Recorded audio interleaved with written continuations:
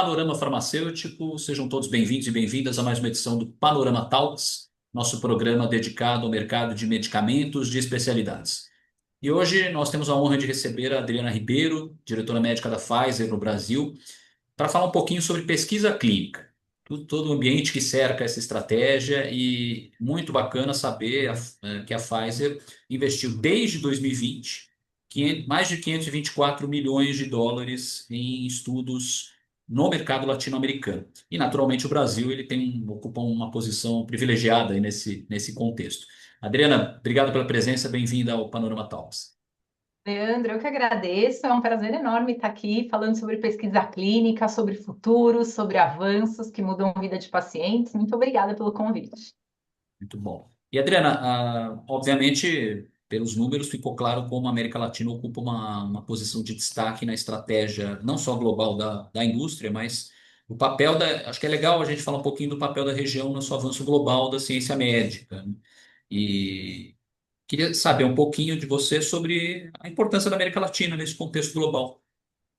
Muito bem. Bom, a América Latina aqui para a Pfizer, ela está incluída em mercados emergentes, que é uma parte muito importante, onde a gente tem uma diversidade muito grande. Eu já vou falar um pouquinho mais sobre essa diversidade, quão importante é para a pesquisa clínica.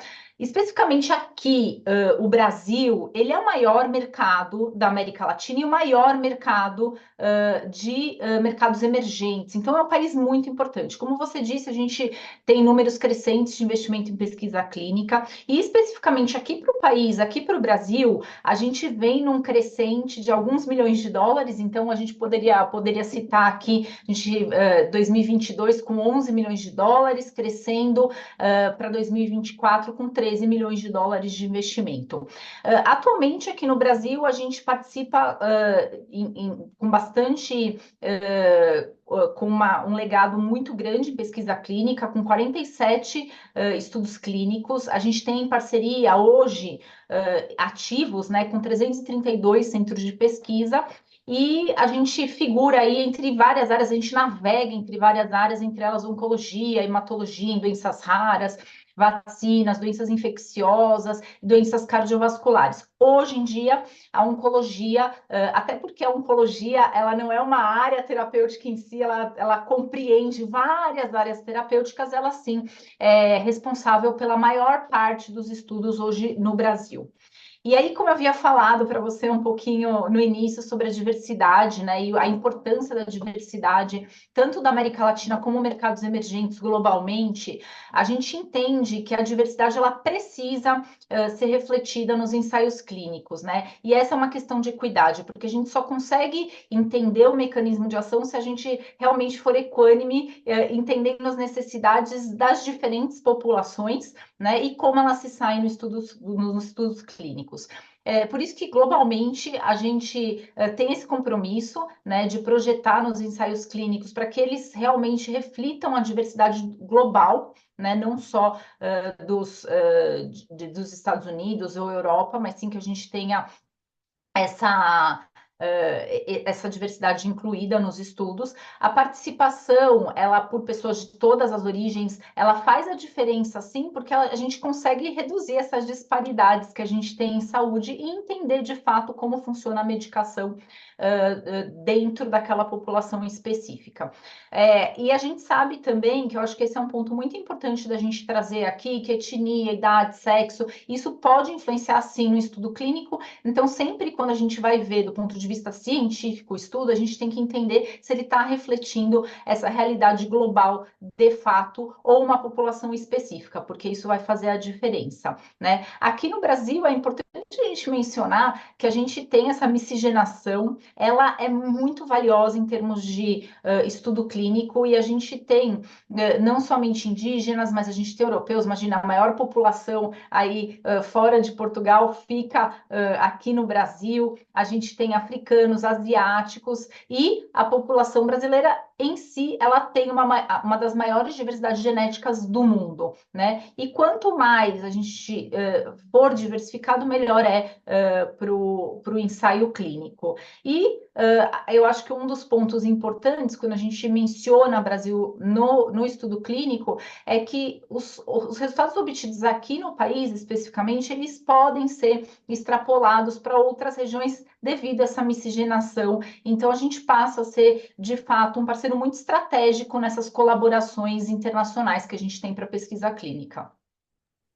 Muito bom, interessante contextualizar esse protagonismo do Brasil, né, pela importância, pela diversidade, como um hub, digamos assim, de estudos clínicos. Agora, Exato. desse investimento atual, não, desse investimento total desde 2020, o que que a gente pode destacar de avanços mais recentes, né? A gente tem né, a vacina, né, acho que é importante para a gente destacar, para combate ao vírus essencial respiratório, mas me fala um pouquinho, ela é uma das novidades, há outras no radar? Como estamos em relação a esses ensaios? Ela é uma super novidade, né? Na verdade, o Brasil foi um dos centros, também vou falar um pouquinho sobre isso.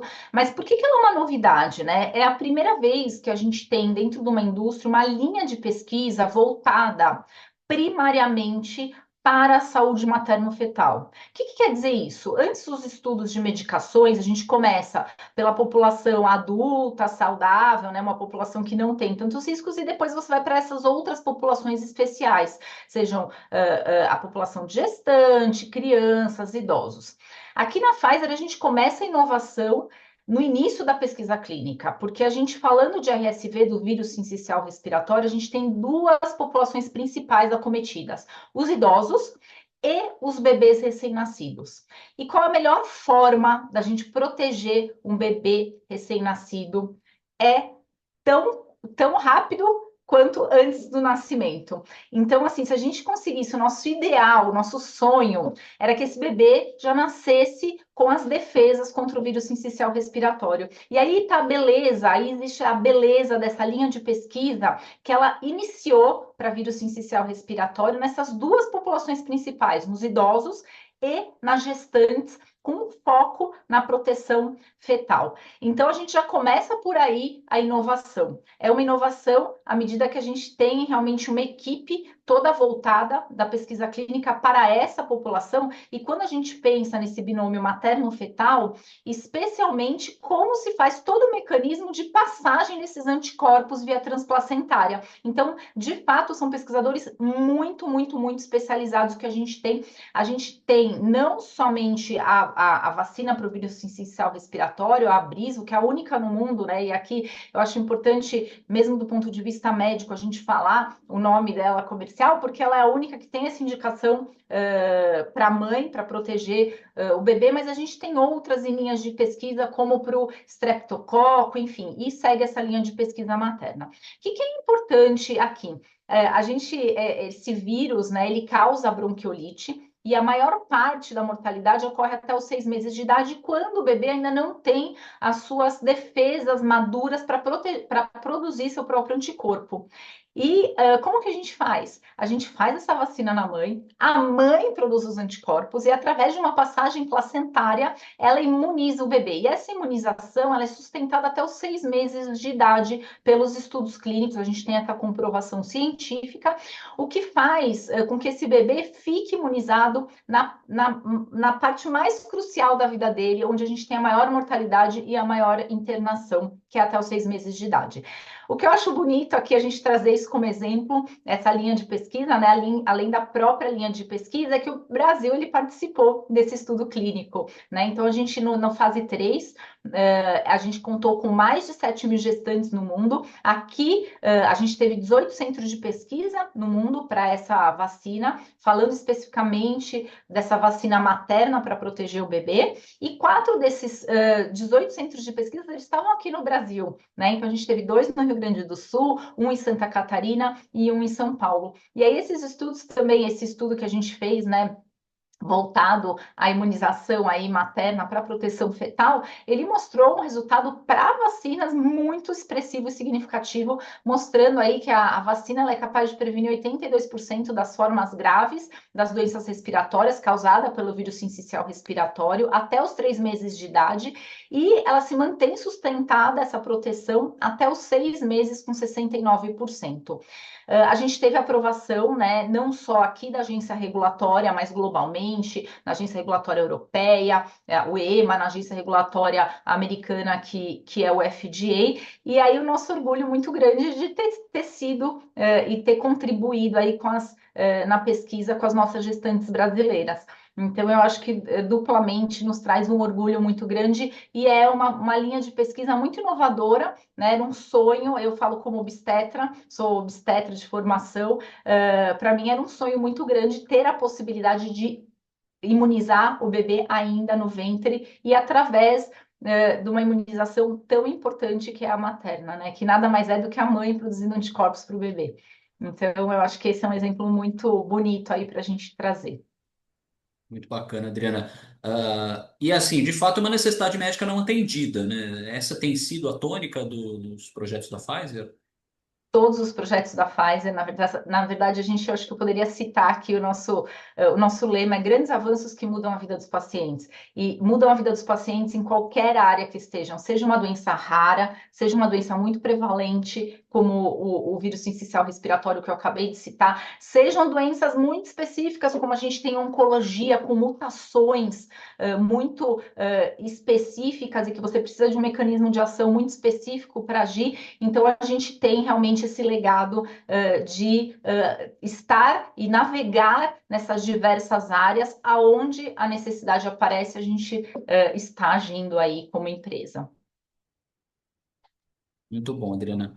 E que outros projetos já estão no radar, que outros estudos estão em desenvolvimento e que você poderia destacar aqui para nós? Bom, a gente tem uma linha muito grande aqui em desenvolvimento, como eu mencionei, a gente tem toda a parte de materno-fetal, então vindo com a pesquisa de streptococcus, combinações de vacinas, a gente na parte de imunologia e inflamação tem todas as medicações para dermatite atópica, além disso, a gente tem para artrite reumatoide, tem uma linha de pesquisa muito nova para doenças respiratórias, para asma, por exemplo, dentro dessa parte de imunologia e inflamação.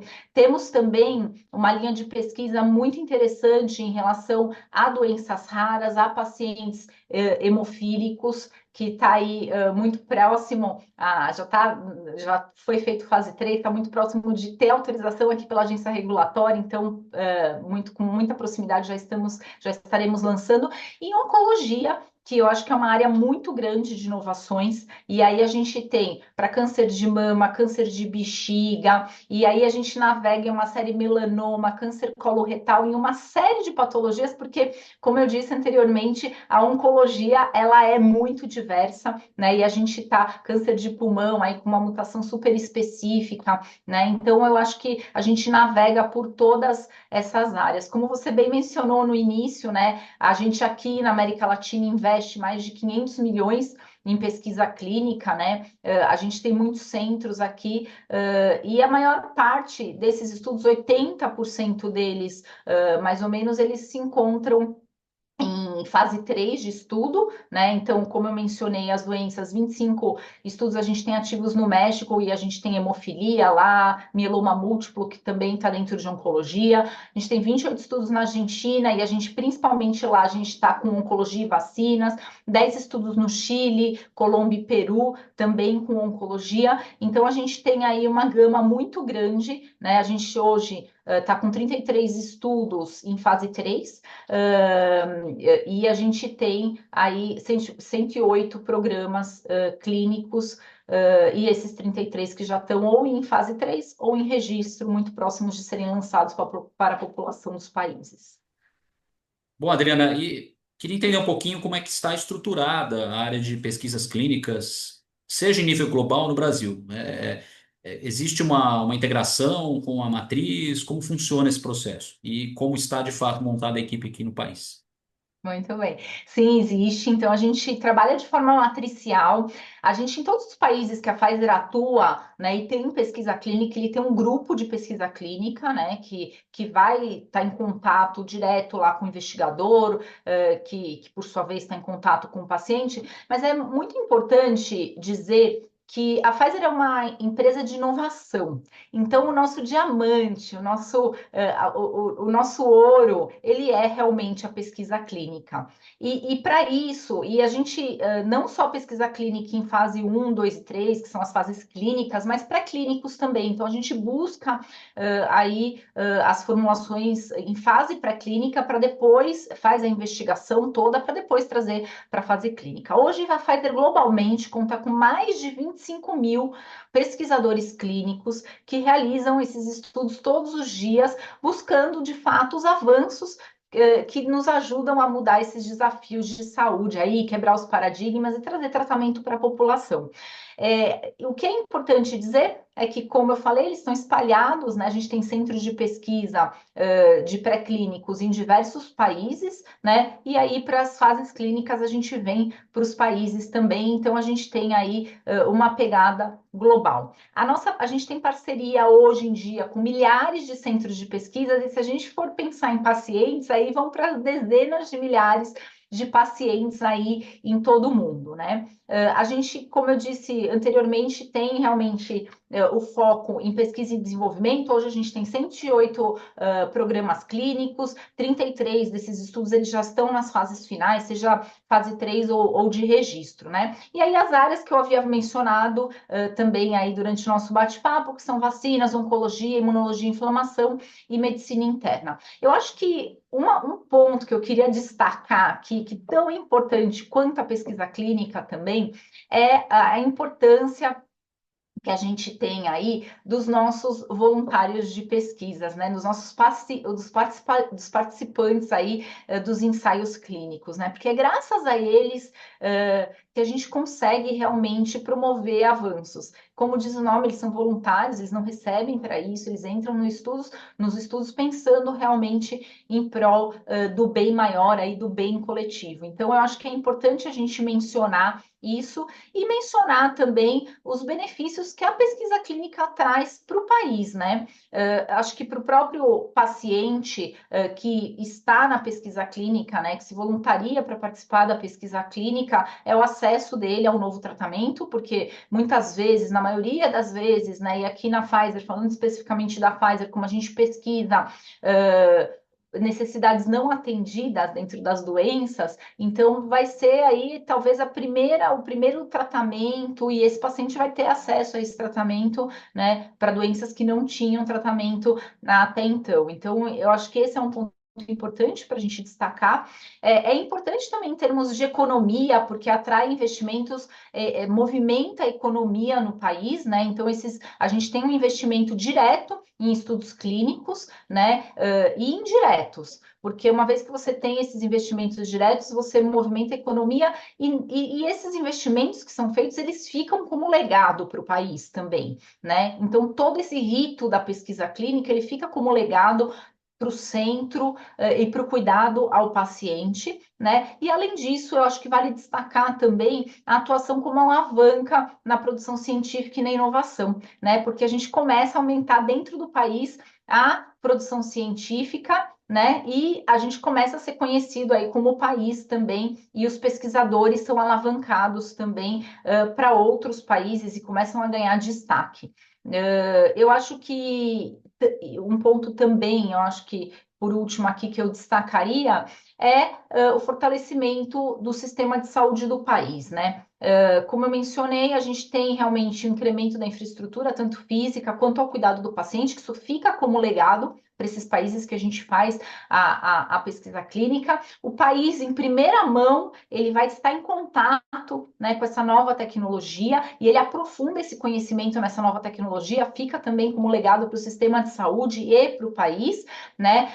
A gente tem sempre, quando traz uma pesquisa clínica, a gente sempre está atualizando esse profissional, né, em relação ao treinamento, então você aumenta o número de frequência, treinamento do profissional que está na pesquisa clínica.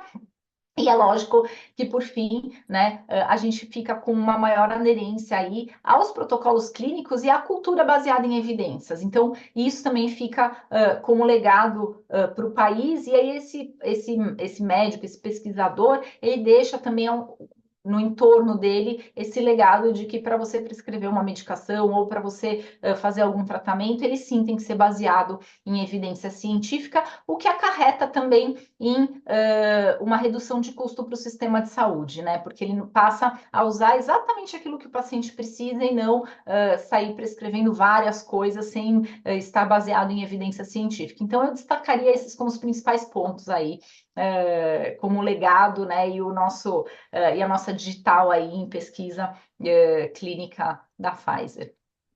Muito bom. Aproveitamos aqui esse tempo para esmiuçar, né, a área de pesquisas clínicas da Pfizer e obrigado, Adriana, pela presença, pela participação e pelos esclarecimentos. A nossa audiência agradece. Obrigada a vocês pela oportunidade e assim eu acho que grandes avanços que mudam a vida dos pacientes é o ponto principal, né? E a gente está nos países para que esses avanços cheguem de fato aos pacientes é a parte mais importante. Eu agradeço o convite, é um prazer e uma honra estar aqui com vocês. Nós te agradecemos, Adriana. E aí, curtiu mais esse vídeo? Então fica a dica, se inscreva no canal, ative as notificações e não deixe de acompanhar o Panorama Talks nas nossas redes sociais, grupos de mensagem e também no panoramafarmacêutico.com.br. Tudo o que você precisa saber sobre o mercado de medicamentos e especialidades está aqui. Grande abraço.